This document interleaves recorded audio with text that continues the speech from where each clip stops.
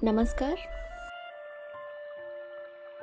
कहानी गोल्ड में आज सुनिए वरिष्ठ लेखिका सुधा जुगरान जी की लिखी कहानी थोड़ा दूर थोड़ा पास।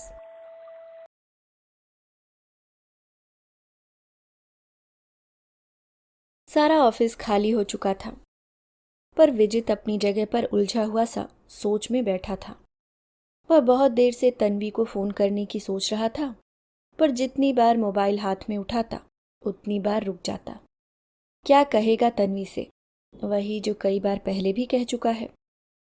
पिछले काफी समय से तन्वी से उसकी बात नहीं हुई थी, लेकिन आज तो वह बात करके ही रहेगा। उसने मोबाइल फिर उठाया और नंबर मिला दिया। उधर से तन्वी की हेलो सुनाई दी। तन्वी। विजित की आवाज सुनकर तन्वी पल भर के लिए चुप हो गई, फिर तटस्थ स्वर में बोली, हाँ बोलो विजित। तन्वी, एक बार फिर सोचो, सब ठीक हो जाएगा। इतनी जल्दबाजी अच्छी नहीं है। आखिर तुम्हें मुझसे तो कोई शिकायत नहीं है ना। बाकी समस्याएं भी सुलझ जाएंगी, कुछ ना कुछ हल निकालेंगे उनका। तुम वापस आ जाओ, ऐसा मत करो। ऐसा क्यों कर रही हो तुम मेरे साथ? बोलते बोलते विजित का स्वर आर्द्र हो गया था। पिछले 2 साल से तुम समस्या को नहीं सुलझा पाए विजित, तो आगे क्या सुलझा पाओगे? मैं ऐसे घुट घुट कर और तनाव भरे माहौल में जिंदगी नहीं काट सकती। पूरी जिंदगी ऐसे नहीं जी पाऊंगी मैं। माफी चाहती हूँ तुमसे। कहते कहते तन्वी का स्वर भी भीग गया था। उसने फोन रख दिया। विजित खामोश आंखों से ठंडे फोन को घूरता रह गया। 2 साल हो गए थे विजित के विवाह को, और पिछले 1 साल से तन्वी मायके में थी। तन्वी से जब उसकी रिश्ते की बात चल रही थी, तो उस बीच वे दोनों काफी बार मिले। विजित को तन्वी एक सुंदर, सुलझी हुई, शांत तबीयत की संतुलित लड़की लगी थी। योग्य तो वह थी ही, और उसी की तरह एक मल्टीनेशनल कंपनी में जॉब कर रही थी। तन्वी से बात करते समय उसने स्पष्ट कर दिया था कि आजकल की आज़ाद ख्याल लड़कियां ससुराल में रहना पसंद नहीं करती हैं, पर वह अपने माता पिता का इकलौता बेटा है। दीदी की शादी बहुत पहले हो चुकी है, इसलिए वह कभी उनसे अलग नहीं हो पाएगा। तो क्या तन्वी उनके साथ रह पाएगी? तन्वी बोली थी, मुझे क्या समस्या हो सकती है माता पिता के साथ रहने में? उनके साथ रहने से हमें सहायता ही मिलेगी। थोड़े बहुत समझौते करने पड़ेंगे, उसकी कोई बात नहीं। वो तो अकेले रहने पर भी करने पड़ते हैं। सुनकर वह खुश हो गया था, पर वह यह नहीं बोल पाया था कि शिक्षित होते हुए भी उसकी माँ बहुत कुछ पुराने ख्यालों की हैं। उस समय उसने सोचा, इतनी अच्छी लड़की को वह इतनी छोटी छोटी बातों के कारण तो नहीं छोड़ सकता। उनका विवाह हो गया। स्वच्छ विचार व पावन भावनाएं लेकर आई थी तन्वी उसकी जिंदगी में। उसके घर में शुरू शुरू में कुछ महीने ठीक ठाक रहे। माँ का मूड वह कई बार कई बातों पर उखड़ा हुआ देखता, पर सोचता शायद धीरे धीरे सब ठीक हो जाएगा। कितना प्यार करती थी तन्वी उसे, और वह तन्वी को। लेकिन घर के कश्मकश भरे वातावरण व रिश्तों के तनाव भरे खींचतान के बाद उनके प्यार का झरना कम होते होते कब सूखने लगा था, उसे एहसास तक नहीं हो पाया। तन्वी बड़ी कंपनी में बड़े पद पर कार्यरत थी। बड़ी जिम्मेदारियां थीं उसकी, पर माँ यह सब भूल जाती थी। वे उससे आम घरेलू बहुओं वाली उम्मीद करने लग जाती। किचन में तन्वी अपने समय व क्षमता अनुसार पूरा प्रयत्न करती, माँ की सहायता करने की। पर माँ को तो पड़ोसी की बहू दिखती कि कैसे वह सुबह की चाय से लेकर रात का खाना भी हाथ में उपलब्ध कराती है। घर में होने वाले व्रत, उपवास, तीज त्योहार में हिस्सा लेती है। नवरात्रों में पूरे 9 दिन के व्रत रखती हैं। घर में होने वाले कीर्तनों में ढोलक की थाप पर कीर्तन गाती हैं। तीज पर नाचती है, सुबह उठती है, साड़ियों में सजती है। किचन में भी उन्हें तरह तरह के पकवान बनाने आते हैं। उन्हें तन्वी की योग्यता को देखते हुए उसका मीठा स्वभाव या संतुलित व्यवहार नहीं दिखता। समय की कमी और थकान के बावजूद उनको खुश करने की उसकी कोशिश नहीं दिखती। वह कई बार माँ को समझाता, माँ आप छोटी छोटी बातों पर ध्यान देना छोड़ दो। किचन का काम इतना बड़ा नहीं है, खाना बनाने के लिए किसी को रख लेते हैं। आपके बस का भी नहीं है अब काम करना। तन्वी भी ऑफिस से आकर थक जाती है। पैसा किस लिए कमाते हैं हम? सुख सुविधाओं के लिए ही ना। किसी फुल टाइम मेड का इंतज़ाम कर लेते हैं। तो माँ बात को कहीं और ही घुमा देती। हाँ हाँ, अब दिख रहा है तुम्हें कि माँ के बस का नहीं है। जब बीवी आ गई, कमाता तो पहले भी था, तब कभी नहीं दिखी माँ की परेशानी। अब जब बीवी को करना पड़ता है तो काम दिखता है। और माँ के आंसू निकल पड़ते। तभी कहते हैं कि शादी के बाद बेटे बदल जाते हैं। सुना ही था, अब देख भी लिया। माँ का बिसुरना देख उसे समझ नहीं आता कि वह माँ को चुप कराए या अंदर जाकर माँ की बातें सुन रही तन्वी को सांत्वना दे। छुट्टी के दिन तन्वी का थोड़ा सा देर से उठना भी माँ को अखर जाता। उसकी थोड़ी आधुनिक ड्रेस तो वे देख भी नहीं पाती थी। रोज रोज के तानों से बचने के लिए तन्वी ने वेस्टर्न ड्रेसेस तो पहननी ही छोड़ दी थी। जब मायके जाती तभी अपने शौक पूरे कर लेती। माँ को बहू की खुशी से ज्यादा अपने पास पड़ोस की खुशी अधिक प्यारी थी। माँ को शिकायत रहती, आसपास की सब बहुएं व्रत उपवास करती हैं, एक हमारी है करवा चौथ तक नहीं रखती। एक दिन पति की लंबी उम्र के लिए भूखी नहीं रह सकती। एक दिन भूखे रहकर कौन से पति की उम्र लंबी होती है माँ? पति से रोज झगड़ा करो, पति पत्नी में गाली गलौच हो, और करवा चौथ वाले दिन पति के हाथ से पानी पीकर व्रत खुलवाओ और पति के पैर छुओ। मुझे नहीं पसंद यह सब। आप इसके लिए जोर जबरदस्ती क्यों करना चाहती हैं तन्वी के साथ? ये सब ढकोसला है। करवा चौथ का व्रत आस्था से कम शौक से ज्यादा जुड़ा है। हाँ हाँ, मैं जो इतने सालों से तेरे पापा के लिए व्रत रख रही हूँ, तो मैं भी ढकोसला कर रही हूँ। माँ का मूड उखड़ जाता। आप रखती हैं तो ठीक है, ये आपकी आस्था आपकी सोच है, पर आप इसके लिए अपनी आस्था अपनी सोच दूसरे पर तो नहीं थोप सकती हैं ना। माँ के निराधार तर्कों व विचारों पर वह जब तब भन्ना जाता। तन्वी का पक्ष लेते लेते उसके अपने माता पिता से संबंध खराब हो रहे थे। उसे आश्चर्य होता अपने पिता की चुप्पी पर, कैसे वे माँ की हर बात पर चुप्पी साध लेते हैं। वह समझ ही नहीं पाता कि उसमें उनकी हाँ है या ना। छुट्टी के दिन यदि उनका कहीं घूमने या फिल्म देखने का प्रोग्राम बनता तो माँ ताना देना कभी न भूलती। रोज तो नौकरी के बहाने घर से गायब रहती हैं मेम साहब। छुट्टी वाले दिन पिक्चर और सैर सपाटे से फुर्सत नहीं। तन्वी का मूड उखड़ जाता। वह जाने के लिए मना कर देती। वह उसे किसी तरह मान मनुहार कर ले जाता, पर बाहर जाकर भी दोनों का मूड उखड़ा ही रहता। वह माँ से कहता, माँ तुम दूसरों से तन्वी की तुलना करना छोड़ दो। तन्वी की कार्यकुशलता क्रियाकलापों को, उसके व्यवहार व स्वभाव को उसकी योग्यता के अनुसार तोला करो, तब तुम्हें कोई शिकायत नहीं रहेगी। तुम मुझे यह सब कार्य करने के लिए कहोगी या मुझसे ये सब उम्मीद करोगी तो मुझे भी कहाँ समय है यह सब करने का जो तुम तन्वी से उम्मीद करती हो। वैसे ही वह भी तो मेरी तरह ही व्यस्त है, तो वह यह सब कैसे कर सकती है? तुम उसका स्वभाव क्यों नहीं देखती? इतना कुछ कह देती हो उसे, पर वह कभी पलटकर जवाब नहीं देती। छोटी छोटी बातों पर ध्यान देना छोड़ दो माँ। खुश रहो, मस्त रहो, जिंदगी को खुशी से लेना सीखो। सबके जीवन की प्राथमिकता अलग होती है।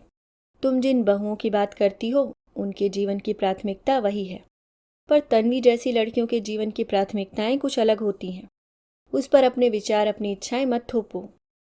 वह स्वभाव से तो अच्छी है, कुछ बुरा नहीं करती, कुछ बुरा नहीं कहती, कुछ बुरा नहीं करती कभी।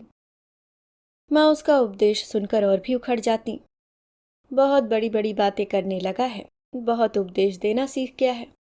मैं क्या जानती नहीं किसकी सह पर कह रहा है यह सब कुछ। जब तक शादी नहीं हुई थी तब तक तो जो मैं कहती थी सब ठीक लगता था। माँ का प्रलाप शुरू होता तो तन्वी के आंसुओं पर जाकर ही खत्म होता। इन्हीं सब बातों से घर का वातावरण धीरे धीरे बोझिल व दम घोटू होता जा रहा था। तनावपूर्ण रिश्तों से हो रही कश्मकश भरी दिनचर्या उनके खुद के रिश्तों का रस भी सोखने लगी थी। दोनों के बीच प्यार की बातें कम, दूसरे विषयों पर चर्चा ज्यादा होने लगी थी। अक्सर चुप रहने वाली तन्वी अब उससे कभी कभी प्रतिवाद करने लगी थी, तर्क करने लगी थी, और एक दिन उसकी सहनशक्ति जवाब दे गई। ये रोज रोज की चकचक मुझसे बर्दाश्त नहीं होती विजित। ऑफिस से थक कर आओ और घर में आकर यह सब सुनो। किचन में माँ की मदद के लिए जाना चाहती हूँ तो उनके रुख से भी डर लगता है। मैं भी कब तक चुप रहूं? एक ही काम तो नहीं है मेरा। एक छुट्टी के दिन भी न शरीर को आराम न दिल दिमाग को। या तुम माँ को समझाओ या फिर अलग रहने की व्यवस्था करो। समझाता तो हूँ मैं माँ को, पर क्या करूँ, वे माँ हैं, बुरी तो नहीं हो सकती हमारे लिए, बस थोड़ा पुराने विचारों की हैं। तुम उनकी बातों पर ध्यान मत दिया करो।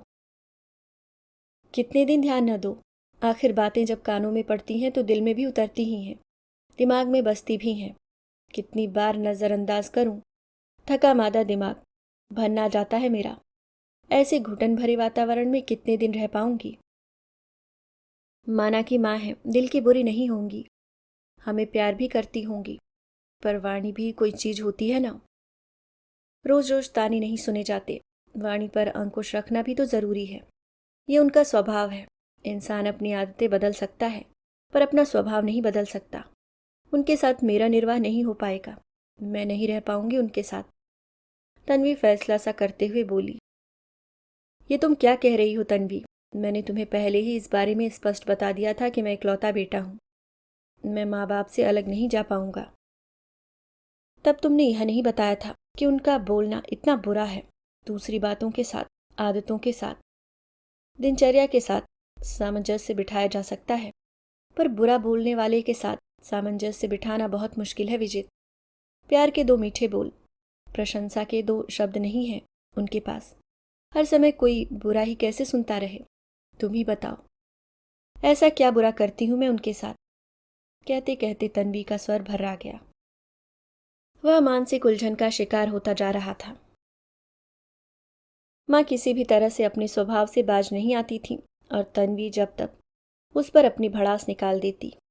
उसे समझ नहीं आता क्या करे, क्या न करे। समस्या का कोई समाधान उसे न दिखता।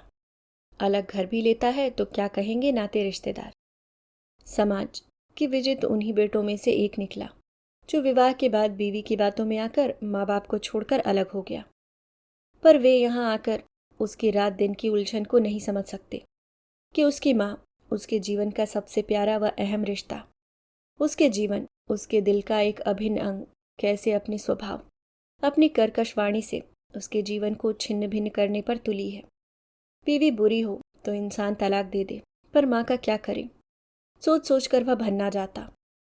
अपने जीवन की उलझनों ने उसे समझा दिया था कि रिश्तों को बनाने के लिए सिर्फ एक की कोशिश काफी नहीं होती, जब तक सभी कोशिश न करें। धीरे धीरे उसके और तन्वी के बीच में भी झगड़े होने लगे। वह अपनी खीज और उलझन कभी कभी तन्वी पर भी उतार देता, और ऐसे ही एक दिन के झगड़े और मनमुटाव के बाद तन्वी घर छोड़कर मायके चली गई।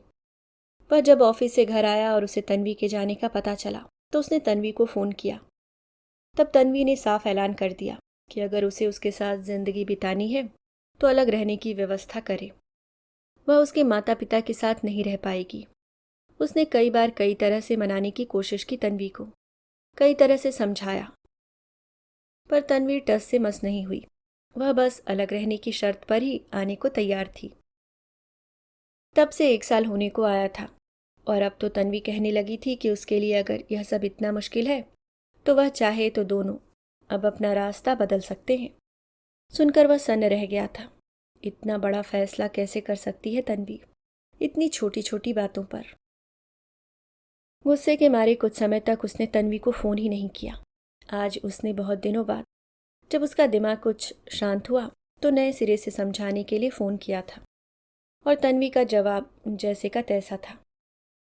छोटी छोटी बातों ने उसके जीवन में इतनी बड़ी उलझन पैदा कर दी थी कि समस्या का कोई समाधान उसे नहीं सूझ रहा था। कैसे अपना वैवाहिक जीवन बचाए वह? खिन्न मन से वह उठा, ऑफिस से बाहर निकला, पर घर जाने का मन नहीं किया।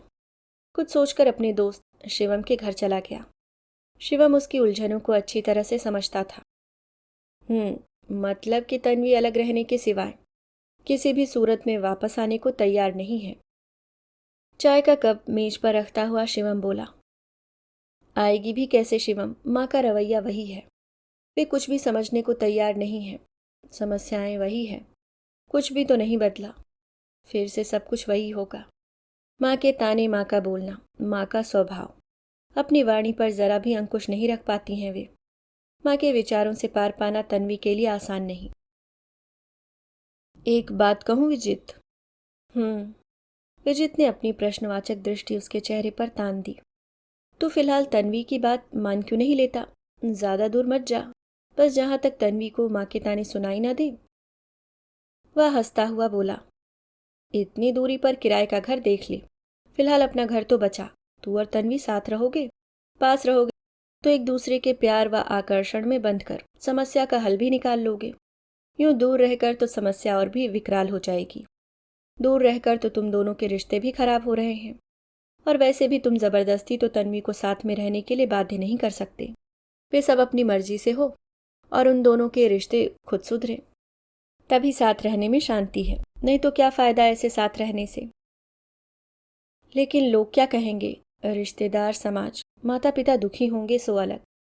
विजित उलझन में बोला। तू भी वही बात करने लगा। तुझे सबकी चिंता है अपना घर बचाने की? पहले एक सीढ़ी तो चढ़, अगली सीढ़ी के बाद में सोचना।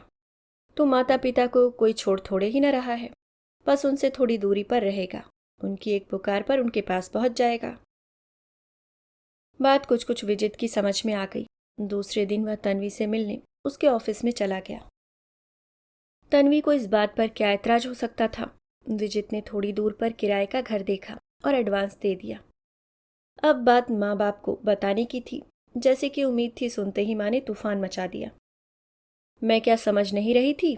उसके शुरू से ही लक्षण ऐसे दिख रहे थे। बड़ों की बातें समझने और मानने के बजाय बुरा मानकर मायके जा बैठी। वह तो मैं समझ ही रही थी कि बेटे को माँ बाप से अलग करके ही मानेगी कुलक्षणी। और तू भी कपूत निकला, जो बीवी की बातों में आकर माँ बाप को छोड़ने पर राजी हो गया। तुझे शर्म नहीं आई ये सब कहने में? इसलिए औलाद को बड़ा करते हैं माँ बाप। माँ के मुंह में जो आ रहा था वे बोल रही थी। विजित के दिल में भी बहुत कुछ आ रहा था, पर इस समय माँ के साथ तर्क करना व्यर्थ था, और वह चाहता भी नहीं था। वह जानता था उसके माता पिता का दिल उसके इस निर्णय से बहुत दुखी हुआ होगा, पर इसके पीछे उन्हें अपनी खामियां नजर नहीं आई होंगी। पिता ने इस बार भी कुछ न बोलकर भी अपने हाव भाव से अपनी पूरी नाराजगी जाहिर कर दी। किसी तरह मन मजबूत कर वह अपने इरादे पर कायम रहा और तन्वी को लेकर अलग गृहस्थी बसा ली। घर से वह कोई सामान लेकर नहीं गया। थोड़ा बहुत सामान बाजार से खरीदा। कुछ फर्नीचर मकान मालिक का था। कुल मिलाकर उनकी गृहस्थी सुचारू रूप से चलने लगी। उसकी रोज की दिनचर्या थी, वह ऑफिस से आकर पहले रोज माँ पापा के पास जाता, वहां चाय पीता, फिर अपने घर चला आता। शुरू शुरू में तन्वी कुछ नाराजगी, कुछ डर के कारण नहीं गई। फिर धीरे धीरे उसने भी जाना शुरू कर दिया। विजित के साथ छुट्टी के दिन या रविवार को वह भी माँ पापा के पास चली जाती। ससुर जी का मूड तो कुछ कुछ दिखाने के लिए सही ठीक हो गया, पर सास का मूड उसे देखकर उखड़ा ही रहता। अभी उन्हें घर से अलग गए 2 महीने भी नहीं हुए थे कि एक दिन वे सुबह ऑफिस जाने के लिए तैयार हो ही रहे थे कि उसका मोबाइल बज उठा। पापा का फोन था। वे घबराए स्वर में बोल रहे थे, विजित जल्दी आ जा, तेरी माँ बाथरूम में फिसल गई। मैं तो उन्हें उठा भी नहीं पा रहा हूँ, जल्दी से पहुँच। हम अभी आते हैं पापा। घबराए हुए दोनों जैसे तैसे घर की तरफ दौड़े। माँ को उठाकर अस्पताल ले गए। उनका एक्सरे हुआ तो पता चला पैर मुड़ने से, पैर के बल गिरने से पैर में फ्रैक्चर हुआ था। प्लास्टर चढ़ गया था। 45 दिन का प्लास्टर था। डॉक्टर ने शुरू में तो पूर्ण आराम की सलाह दी थी, यहाँ तक कि बाथरूम तक भी फिलहाल व्हीलचेयर से ही ले जाना था। सब कुछ कराकर जब माँ को लेकर विजित और तन्वी घर पहुंचे तो काफ़ी देर हो गई थी। तन्वी ने ही सबके लिए थकने के बावजूद जैसे तैसे खाना बनाया। उस दिन रात दोनों वहीं रुक गए। सब कुछ कर, सारा इंतजाम कर दोनों सोच में पड़ गए। अब पिता के बस का नहीं था माँ की देखभाल करना। मैं तो एकदम से छुट्टी भी नहीं ले सकता। कल से रिव्यू है, दिल्ली से बॉस लोग आ रहे हैं। अगले कुछ दिन मैं बहुत व्यस्त रहूंगा। इतने दिन से तैयारी कर रहा था। विजित लाचारी और उलझन में बोला, ऐसा करते हैं विजित। विजित को सोच व उलझन में पड़े देख तन्वी बोली, मेरी काफ़ी छुट्टियां बाकी हैं। कल से मैं फ़िलहाल 15 दिन की छुट्टी ले लेती हूँ। तब तक तुम्हारे रिव्यू ख़त्म हो जाएंगे, तब तुम छुट्टी लेने की कोशिश करना। उसके बाद दीदी को पूछ लो, यदि हफ्ते भर के लिए वे आ सकती हैं तो फिर मैं दोबारा कोशिश करूंगी छुट्टी लेने की। विजित ने चौंक कर तन्वी की तरफ देखा। उसके चेहरे पर माँ की परेशानी से उपजे चिंता के भाव थे। वह मुग्ध भाव से तन्वी को देखता रह गया। पता नहीं माँ तन्वी को क्यों नहीं समझ पाती। माँ तन्वी की पीढ़ी की बहुओं को भी अपने ज़माने की सासों के चश्मे से देखती हैं और उनकी तुलना अपने ज़माने की बहुओं से करती हैं। लेकिन तब से अब तक ज़माने में, समाज में, शिक्षा में, लड़कियों के पालन पोषण में कितना परिवर्तन आ चुका, इस बात पर बिल्कुल भी विचार करना नहीं चाहती। इस घोर परेशानी व उलझन के समय में तन्वी के सहयोग से उसका दिल भर आया था। माँ ने क्या कुछ नहीं कहा तन्वी को, पर प्रत्यक्ष बोला, ठीक है, तुम्हें छुट्टी लेने में दिक्कत तो नहीं होगी? नहीं, मिल जाएगी। ज़रूरत पर नहीं मिलेगी तो किस काम की ये छुट्टियाँ? रात में वह निश्चिंत होकर सो पाया। तन्वी ने छुट्टी लेकर पूर्ण तन मन से माँ की देखभाल की। क्योंकि ये शुरू का समय था, इसलिए ज़्यादा कष्टपूर्ण व नाजुक था। देखभाल की ज़्यादा ज़रूरत थी। तन्वी की निश्चल देखभाल से माँ का हृदय बार बार पिघलने को होता। हालांकि वे उन विचारों की अधिक थी जिसमें वे बहू का प्यार कम, उसका फर्ज ज़्यादा समझती थी। 15 दिन बाद तन्वी ऑफिस चली गई और विजित ने छुट्टियां ले ली। विजित की छुट्टियां खत्म हुई तो 1 हफ्ते के लिए दीदी माँ की देखभाल के लिए आ गई। दीदी गई तो तन्वी ने कुछ दिन की छुट्टियां दोबारा ले ली। माँ अब काफ़ी ठीक हो गई थी, सहारे से बाथरूम जाने लगी थी। तन्वी पूरी देखभाल कर रही थी। धीरे धीरे माँ पूरी तरह ठीक हो गई। वह कृतज्ञ हो रहा था तन्वी के प्रति। उसने इस परेशानी के समय माँ के प्रति सभी पूर्वाग्रह भुलाकर मन से उनकी देखभाल व सेवा की थी और वह देख रहा था। कहीं न कहीं माँ के हृदय को भी तन्वी की सेवा बांध गई थी। तन्वी की ज़रूरतों पर कभी ध्यान न देने वाली माँ उससे अब जब तक पूछ लेती, उसने खाना खा लिया या नहीं, चाय पी ली या फिर थोड़ी देर आराम कर ले, तन्वी थक गई होगी। उसे खुशी होती यह देखकर। कल से तन्वी की छुट्टियां भी खत्म हो रही थीं। कल से उसे ऑफिस जाना था। माँ पूरी तरह से ठीक थी। रात का खाना खिलाकर खाना खाने के बाद वे अपने घर जाने के लिए तैयार हो गए। तन्वी कमरे में जाकर माँ से मिलकर बाहर आ गई। वह भी माँ से मिलने कमरे में चला गया। अच्छा माँ, चलते हैं। अब आप बिल्कुल ठीक हैं, अपना ध्यान रखना। हम आते जाते रहेंगे। तन्वी की भी काफ़ी छुट्टियां हो गई हैं। कल से वह भी ऑफिस जाएगी। हाँ बेटा, बहुत सेवा की तन्वी ने मेरी। माँ का स्वर कुछ कुछ पश्चाताप से भरा था। तन्वी को समझने में शायद भूल कर दी मैंने।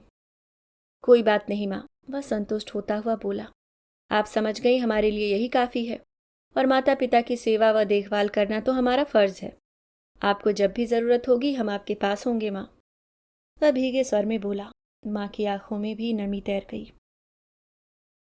विजित तन्वी से कहे कि अब वापस आ जाए बेटा, क्यों अलग जा रहे हो रहने? जहाँ 2 बर्तन होंगे तो थोड़े बहुत तो बचेंगे ही।